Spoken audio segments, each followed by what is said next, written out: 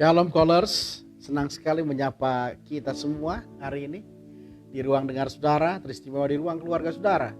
Karena sekali lagi saya mau katakan keluarga adalah mahakarya atau masterpiece yang pernah dan tidak akan pernah ada lagi di dunia ini. Karena Tuhan rancangkan sekali dan itu luar biasa. Keluarga adalah sebuah kekuatan menjadi imunitas buat kita menghadapi segala tantangan dan kesukaran. Tetapi keluarga juga sebuah kekuatan buat kita untuk meraih kemenangan-kemenangan dalam iman. Nah, sepanjang minggu ini kita membahas tema yang cukup penting, yaitu 7 series tentang alasan iblis menghancurkan keluarga. Hari pertama kita bahas di poin yang pertama tentang Yefta. Yefta adalah seorang umat pilihan Allah yang hebat, seorang hamba Tuhan yang diurapi dengan hebat, seorang hamba Tuhan yang luar biasa. Karena ketika dia memimpin peperangan, dia mampu membangkitkan rakyatnya untuk meraih kemenangan. Sekalipun suku yang dia miliki adalah suku yang terkecil dari Yabes Gilead, bagian daripada Efraim. Tetapi yang menarik, sekalipun Yefta luar biasa, sekalipun Yefta hebat, sekalipun Yefta diurapi Tuhan, pemakaian Tuhan dalam hidupnya, durasi Tuhan mengurapi dia hanya 6 tahun. Dan yang menarik, dia adalah hamba Tuhan dan hakim-hakim dalam kitab hakim-hakim yang paling sebentar dipakai Tuhan. Kenapa saya katakan demikian? Otniel hakim yang pertama dipakai 40 tahun. Ehud hakim yang kedua 80 tahun. Perempuan yang menjadi hakim yang bernama Deborah 20 tahun. Simpson yang punya kelemahan melihat wanita pun dipakai 20 tahun. Kenapa Allah nggak bisa memakai dia secara optimal? Karena ternyata ada salah satu kelemahan Yefta. Yefta orang yang sangat temperamental, yang gampang marah dan cenderung bengis. Kenapa? Ketika dia berperang dengan orang-orang Efraim, dia binasakan saudaranya sendiri orang Efraim sebanyak 42.000 orang dengan cara disembelih. Saya rasa pembunuhan dengan cara disembelih adalah pembunuhan yang sangat tragis, yang sangat miris, yang sangat sadis. Itulah yang menyebabkan kenapa Tuhan harus hentikan dia. Sebab kalau seorang pemimpin rohani bengis, pemimpin rohaninya kejam, maka dia akan memakai otoritas yang dia miliki untuk menghancurkan dan menyerang orang lain. Tetapi Bapak Ibu Saudara, apakah kalian Anda tahu apa yang menyebabkan seorang pemimpin rohani itu menjadi bengis, menjadi sadis, menjadi begitu luar biasa kerasnya? Ternyata Yefta adalah anak yang tertolak dalam keluarga. Kehancuran keluarga itu penyumbang terbesar menjadikan si Yefta seorang yang memiliki temperamen yang begitu keras sekali.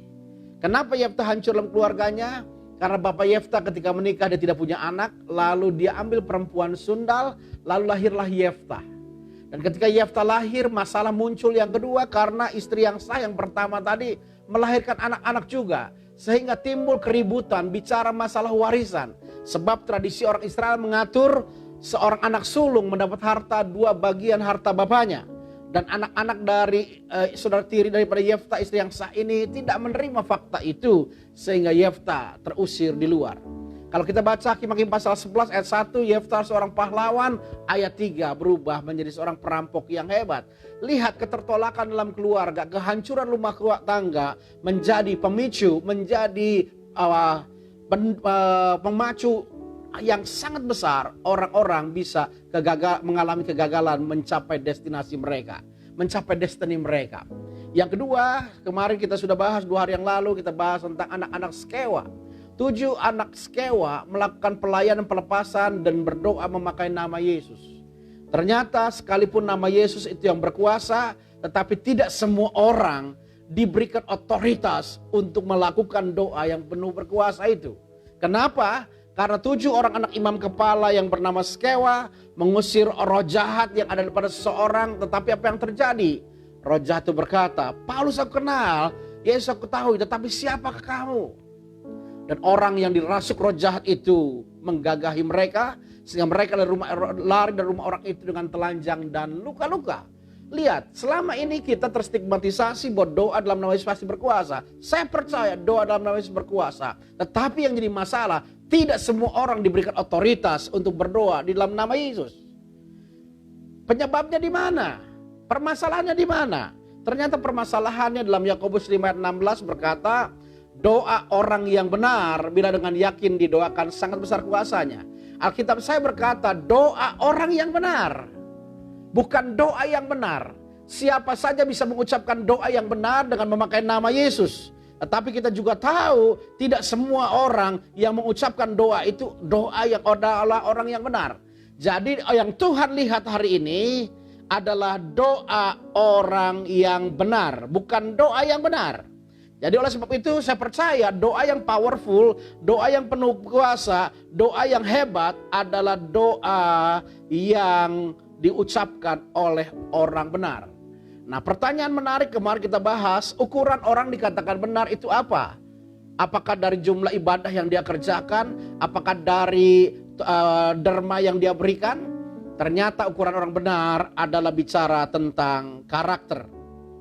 Dan Alkitab berikan catatan penting bahwa karakter itu menjadi sesuatu yang sangat penting karena menentukan kita dikatakan orang benar atau tidak. Kenapa? Karena Yesus datang ke dunia menyelamatkan kita, mati atas kayu salib bukannya sekedar untuk menyelamatkan kita, tetapi bagaimana membentuk kita menjadi orang yang serupa dengan Kristus. Bicara serupa dengan Kristus, saya percaya ukurannya adalah karakter. Saudara tahu karakter itu pembentukan tempat pembentukan karakter yang paling hebat di mana? Di dalam keluarga. Jadi kalau kita bisa bangun rumah tangga, bangun keluarga dengan baik, maka kita punya potensi memiliki otoritas ilahi yang namanya doa yang berkuasa. Tetapi kalau kita memiliki keluarga yang broken, keluarga yang hancur, menghasilkan karakter yang buruk, maka kita juga punya potensi kehilangan otoritas ilahi yang hebat itu. Ya. Yang ketiga kemarin kita bahas yang menarik tentang Daud. Daud berzina dengan Batsheba. Perzinahan adalah tsunami yang besar menghancurkan Daud. Saya bilang begini, perzinahan adalah tsunami yang besar menghancurkan Daud dan bukan hanya Daud. Menghancurkan orang-orang yang dekat dengan Daud, menghancurkan orang-orang yang dikasih Daud. Kenapa? Akibat perzinahan Daud dengan Batsheba. Yang pertama, Daud mengorbankan seorang pahlawan yang hebat, satu dari 30 pahlawan yang dimiliki Daud yang bernama Uria. Demi perzinahannya aman, maka dia mengorbankan salah satu pahlawan yang hebat, Uria, mati di medan perang. Bukannya sampai di situ korban yang terjadi dalam akibat dosa perzinahan itu. Yang kedua, anak yang dikandung oleh Batsheba juga mati. Yang ketiga, pedang tidak pernah usai dari kehidupan Daud karena anak-anak Daud mati juga karena pembunuhan. Kita ingat Amnon memperkosa Tamar, adik saudara tirinya sendiri, lalu Amnon dibunuh oleh Absalom. Lalu Absalom memberontak kepada Daud, lalu dia mati juga. Dan pemberontakan Absalom ini membawa kehancuran yang hebat. Kenapa? Karena dia meniduri istri gundik-gundik daripada Daud di atas soto istana. Daud berzina secara sembunyi-sembunyi, tapi Tuhan permalukan Daud dengan perzinahan anaknya dengan gundik-gundiknya di atas soto istana. Bukannya di situ, Adonia juga anaknya menikah dia jadi raja dan dia harus mati. Daud kehilangan orang-orang yang dikasihinya. Daud kehilangan orang-orang yang dicintainya karena dosa perzinahan. Bukan hanya keluarga dekatnya, relatifnya, tetapi juga Daud kehilangan seorang penasehat yang hebat yang namanya Ahitofel. Ahitofel dikatakan penasehat yang hampir sama dengan apa yang dikatakan Tuhan kalau mereka bertanya kepada Ahitofel. Karena hikmatnya, karena otoritasnya yang luar biasa. Tetapi ketika pemberontakan Absalom terjadi, apa yang terjadi? Ahitofel berbalik dari mendukung Daud, sekarang mendukung Absalom. Inisiator daripada perzinahan Absalom dengan gundik-gundik Daud adalah justru lahir dari buah pemikir Ahitofel. Seorang penasehat yang dulunya mendukung Daud, sekarang menjadi penasehat bagi Absalom. Dan bukan hanya itu saja, dia mengajukan diri kepada Absalom, minta 12.000 pasukan untuk mengejar dan membunuh Daud. Pertanyaannya, kenapa Absalom berbalik? Kesetiaannya dari setia mengiring Daud berubah mencari dan berusaha membunuh Daud. Ternyata kesalahannya adalah Ahitofel adalah kakek dari Batsheba. Ahitofel merasa marah, merasa geram karena cucunya diperlakukan dengan jahat, mati di medan perang. Sehingga Alkitab berikan catatan bukti kepada kita hari ini betapa kehancuran orang-orang yang kita kasihi oleh karena dosa perzinahan. Nah, oleh sebab itu kita bahas kemarin, salah satu penyebab kita jatuh berzina adalah karena kita nggak bisa menjaga hadirat Tuhan dalam kehidupan kita. Ya, seks adalah tempat pelarian yang terdekat dari orang-orang yang kehilangan hadirat Tuhan.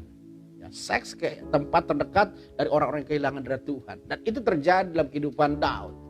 Nah, pada hari ini kita akan bahas seri yang keempat tentang seven series tentang alasan iblis menghancurkan rumah tangga dan keluarga. Alasan yang keempat ini juga terjadi banyak sekali dalam kehidupan kita yang kita sebut yang kita sebut adalah cara iblis menghancurkan keluarga orang percaya dengan yang namanya kawin campur. Coba kita baca Alkitab kita. Kita mulai eksplorasi kita, pembelajaran pendalam Alkitab kita hari ini. Kita baca Malaki pasal 1 ayat 2 sampai ayat yang kelima. Salah satu cara iblis menghancurkan rumah tangga dan keluarga kita yaitu dengan cara kawin campur. Kita lihat pasal 1 kitab Malaki ayat 2 sampai ayat yang kelima. Dikatakan demikian. Tuhan bilang begini, "Aku mengasihi kamu," firman Tuhan. "Tetapi kamu berkata, dengan cara bagaimanakah engkau mengasihi kami?" Ayat 2-nya berkata, "Bukankah Esau itu kakak Yakob?" Demikianlah firman Tuhan. "Namun aku mengasihi Yakub, tetapi membenci Esau. Sebab itu aku membuat pegunungannya menjadi sunyi sepi, dan tanah pusakanya kujadikan padang gurun. Apabila Edom berkata, kami telah hancur, tetapi kami akan membangun kembali runtuhan itu. Maka beginilah firman Tuhan semesta alam, mereka boleh membangun tetapi aku akan merobohkannya, dan aku akan menyebutkannya daerah kefasikan dan bangsa yang kepadanya Tuhan murka sampai selama-lamanya. Matamu akan melihat dan kamu sendiri akan berkata, Tuhan Maha Besar sampai di luar daerah Israel." Yang menarik, konsep Alkitab mengenal yang namanya firstborn, artinya anak sulung. Anak sulung itu menjadi anak yang diutamakan dalam sebuah keluarga. Kenapa? Karena dia akan menjadi imam dalam keluarga. Dia juga mendapatkan warisan harta dari ayahnya, 2 bagian dari harta ayahnya. Tetapi kenapa dalam pengalaman Esau dengan Yakob, Tuhan menolak Esau anak yang sulung, dan Tuhan memilih Yakob anak yang bungsu. Sebuah kebenaran yang penting yang kita dapatkan karena Esau itu memandang rendah yang namanya hak kesulungan. Tetapi pada hari ini kita mendapatkan sebuah kebenaran yang penting juga. Ada sebuah dimensi yang baru yang membuat Tuhan tidak berkenan dan Tuhan menolak Esau. Dan saya harap ini tidak terjadi dalam kehidupan kita. Sebab ketika Tuhan menolak, kita berikan catatan, apapun yang dikerjakan oleh Edom, Tuhan akan meruntuhkannya kembali. Artinya Tuhan akan merobohkan, artinya Tuhan tidak akan membiarkan berkat itu masuk dalam keluarga hidup kita. Nah, oleh sebab itu kira-kira selain daripada Esau merendahkan hak kesulungan, kira-kira apa yang membuat Tuhan tidak berkenan kepada Esau dan memilih Yakob? Ya, kita baca Alkitab kita dalam Kejadian pasal 28 ayat yang ke-6 sampai ayat yang ke-8.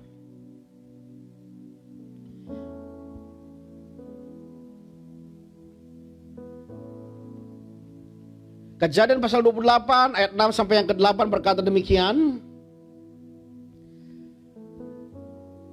Ketika Esau melihat bahwa Ishak telah memberkati Yakob dan melepaskannya kepada Aram untuk mengambil istri dari situ, pada waktu ia memberkatinya, ia telah memesankan kepada Yakob. Lihat, pesan seorang bapa yang bernama Ishak kepada anaknya Yakob bilang begini, "Janganlah ambil istri dari antara perempuan Kanaan." Dan bahwa Yakob mendengarkan perkataan ayah dan ibunya dan pergi kepada Aram, maka Esau pun menyadari bahwa perempuan Kanaan itu tidak disukai oleh Ishak ayahnya. Ishak berpesan kepada Yakob, jangan ambil perempuan Kanaan.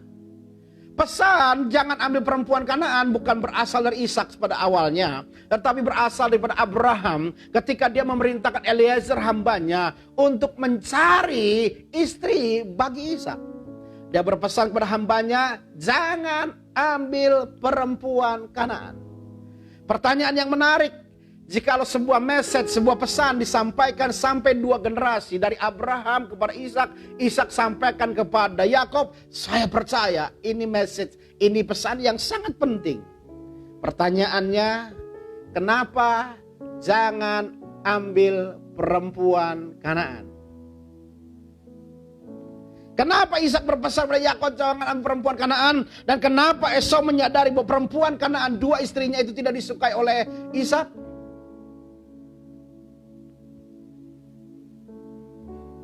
Kenapa jangan ambil perempuan Kanaan? Kalau kita mengerti runutan perempuan Kanaan ini siapa, maka kita akan tahu kenapa alasannya jangan ambil perempuan Kanaan. Coba kita lihat Kejadian pasal 10 ayat yang ke-6. Siapa itu Kanaan? Kejadian 10 ayat yang ke-6.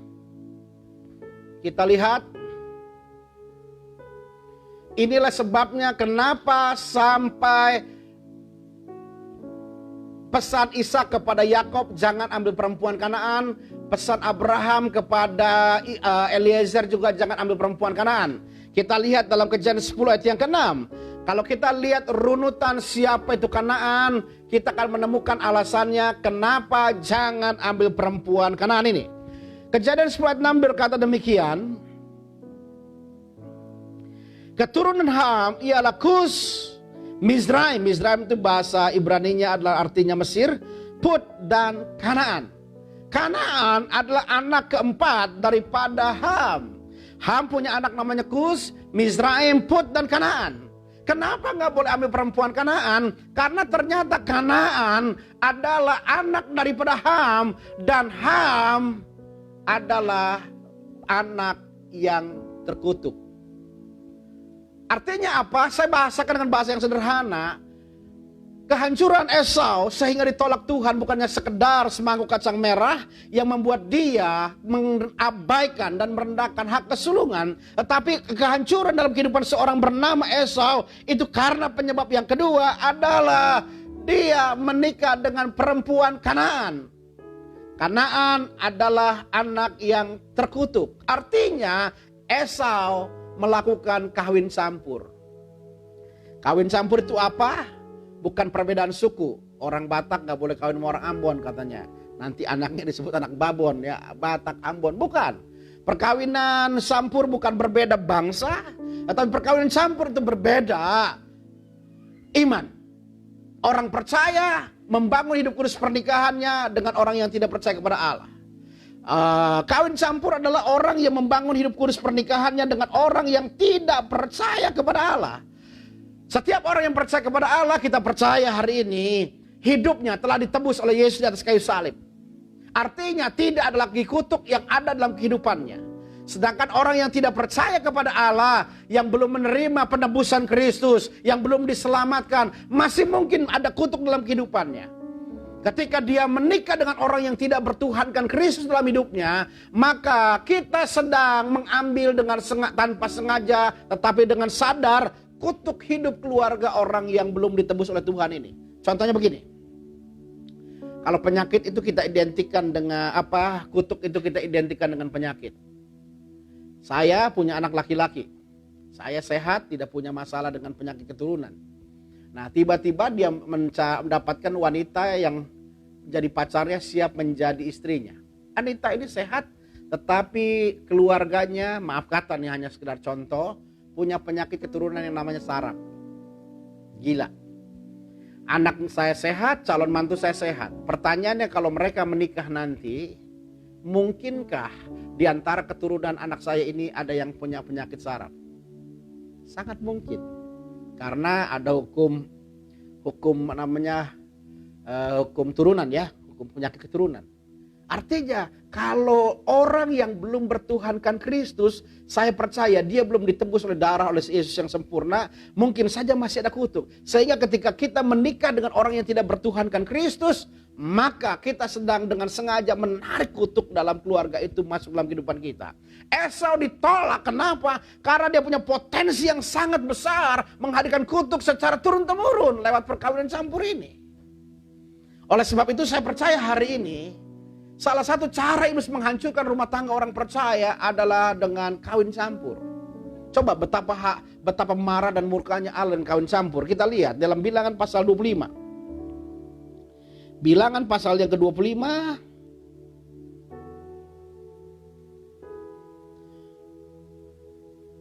Mulai ayat 1 sampai ayat yang ke-9.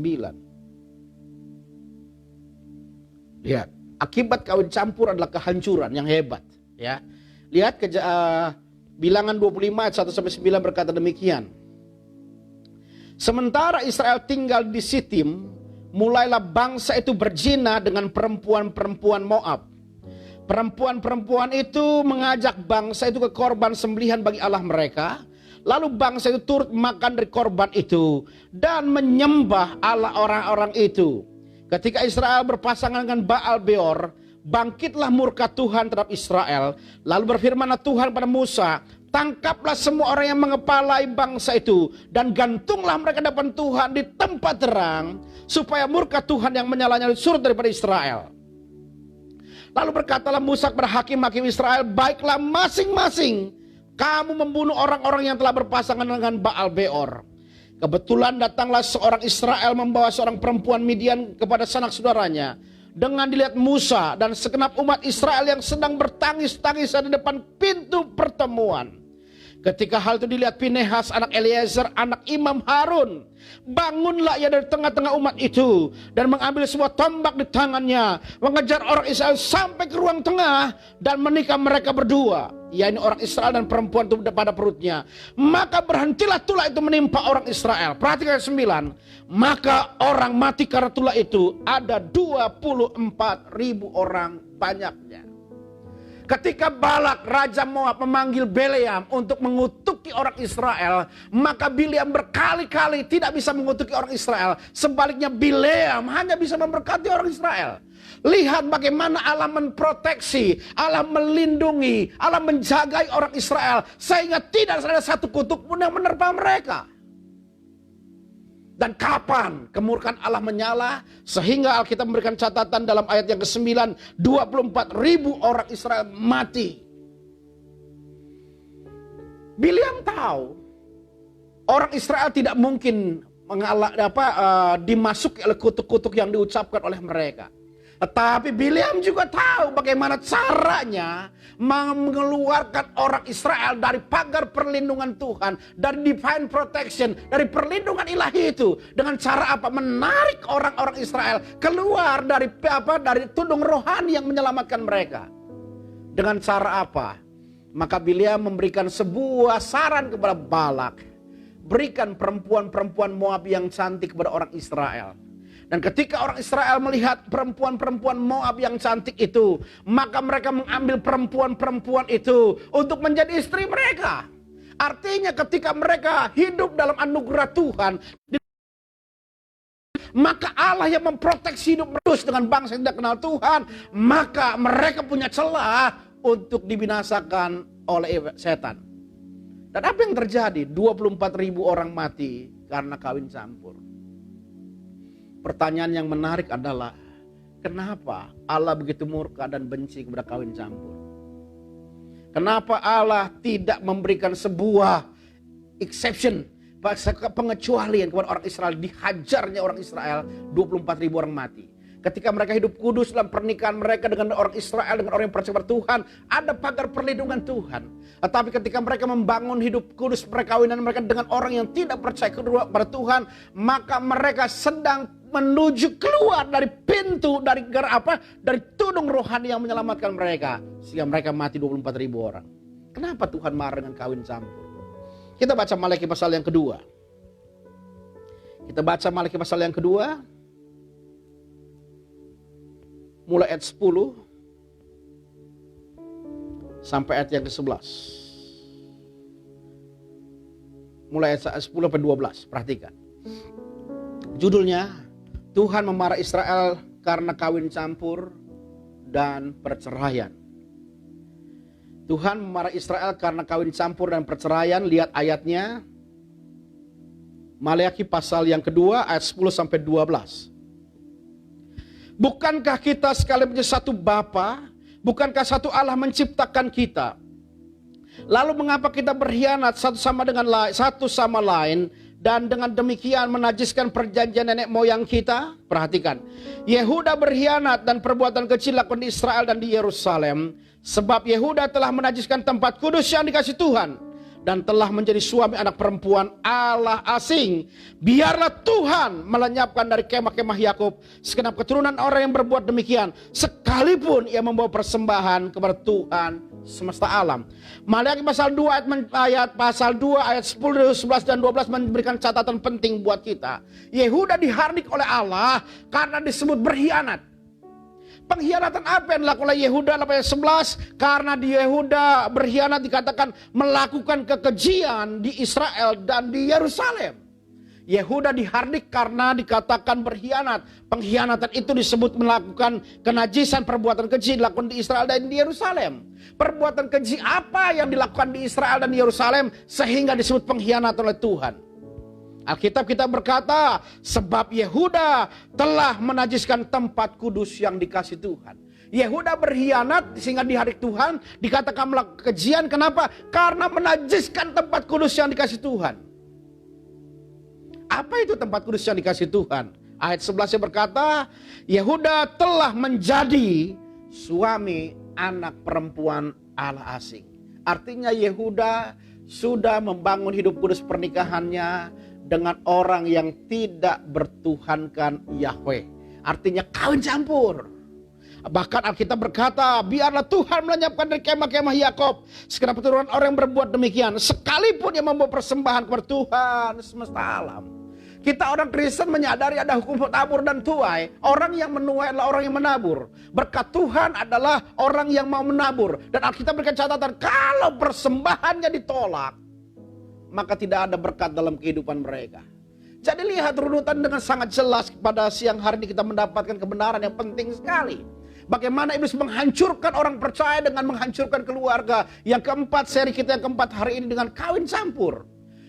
Esau ditolak karena bukan sekedar dia merendahkan hak kesulungan, tetapi karena dia kawin campur dengan orang yang tidak percaya kepada Tuhan.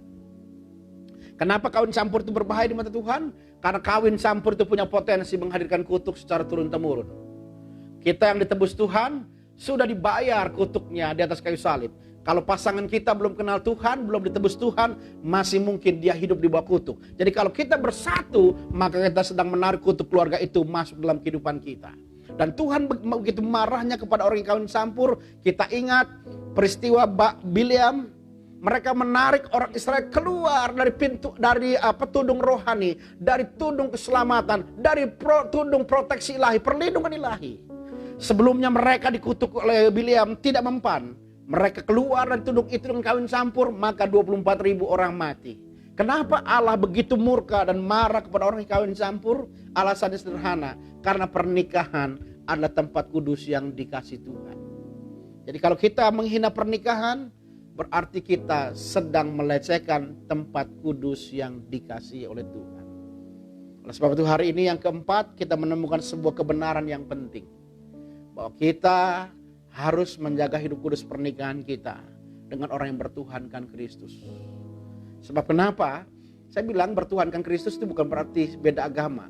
Satu agama pun sangat mungkin terjadi perbedaan itu. Orang yang Kristen belum tentu bertuhankan Kristus. Ya. Jadi hari ini kalau saudara memilih pasangan hidup saudara, pilihlah orang yang bertuhankan Kristus. Kalau saudara memilih mantu untuk anak saudara, pilih yang bertuhankan Kristus. Supaya jangan sampai kutuk menerpa dan menghancurkan hidup kita. Amin, firman Tuhan. Mari kita tundukkan kepala kita berdoa. Tidak putus-putusnya kami berdoa untuk bangsa negara kami yang sedang mengalami cobaan yang hebat, tantangan yang luar biasa. COVID-19 ini begitu bergelora, menghancurkan sendi-sendi kehidupan bangsa negara kami. Sekalipun kami berdoa terus, kami percaya dan kami melihat mujizat itu. Karena hari-hari ini Tuhan, COVID-19 mulai melandai, mulai berkurang penyebarannya. bahkan tingkat orang-orang yang disembuhkannya prosentasenya lebih banyak daripada orang yang mati. Kami percaya ini terus bekerja karena Tuhan melakukan perkara-perkara ajaib lewat doa umat-umat-Mu Tuhan.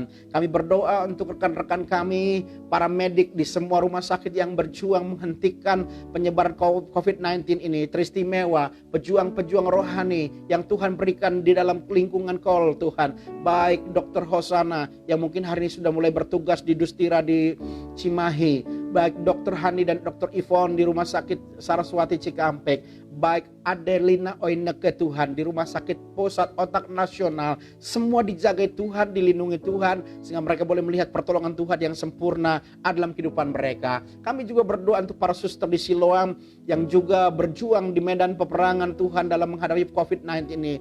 Teristimewa kami berdoa untuk Suster Yudit Rosita yang dipindahkan dari Siloam dan sekarang bertugas di Rumah Sakit Sementara Mall Mampang. Tuhan, Engkau menjaga dia juga, memelihara, melindungi dia dari mara bahaya dan dari maut, sehingga nama Tuhan dipermuliakan. Hamba berdoa Tuhan bagi keluarga-keluarga umat-Mu Tuhan yang hari ini mendengarkan firman-Mu. Jikalau ada mereka menghadapi masalah yang besar, masalah keuangan, Tuhan topang mereka, Tuhan jagai mereka, dan Tuhan berkati mereka. Jikalau ada keluarga-keluarga yang harus dipulihkan karena keadaan hidup mereka hari ini, lewat firman yang mereka dengar hari ini, biarlah firman meneguhkan dan menguatkan mereka semua. Terima kasih Bapa, kami percaya anugerah Tuhan sempurna menyertai kami semua. Di dalam nama Tuhan Yesus Kristus kami bersyukur, kami berdoa. Haleluya. Amin. Amin, amin, amin. Ya, ada pengumuman yang menarik hari ini. Sebentar malam kita akan mendapatkan siraman rohani, menu rohani yang khusus, karena yang akan menyampaikan firman Tuhan adalah Ibu Gembala kita ya. Luar biasa. Temanya kenali Allahmu. Ya betul ya. Kenali Allah yang kita sembah ya. Saya percaya, saya sadar tidak semua orang Kristen mengenali Allah mereka. Dan bagaimana cara kita mengenalinya? Salah satunya kita mengenalinya lewat kesukaran yang kita hadapi. Sampai berjumpa, Tuhan memberkati kita semua.